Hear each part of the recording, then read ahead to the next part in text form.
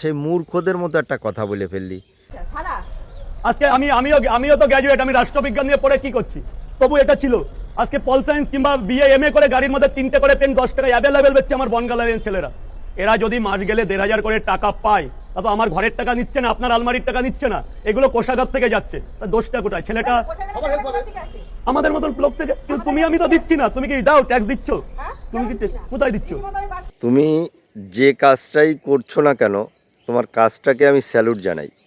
কারণ যে কাজে তার সংসারটা চলে সেই কাজটাই তার কাছে ভগবান বা ঈশ্বর আল্লাহ যাই হোক।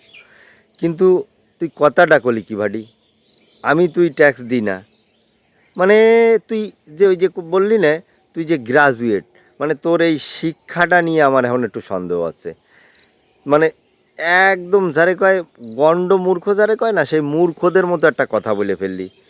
আমরা কি দেই কি না? হেই দাঁত কেলানির, ওই যে সকালে ঘুম থেকে উঠে যে পেস্টটা দিয়ে দাঁত মাজিস সেটার থেকে শুরু করে ওই ভাতের সাথে যে লবণটা খাস, সব কিছুর জিএসটি ট্যাক্স আমি তুই প্রত্যেকে দিই। মানে আবালের মতো কথা একটা ক্ষতি হবে তাই কইয়ে ফেলাস। মানে ওই মানে ফুটপাতে বসে ব্যবসা করতেছিস মনে হয় না, ওই ব্যবসা মনে হয় উনি বসে করতে পারবি না নে, সত্যি কথা বলি নাকি? আবালের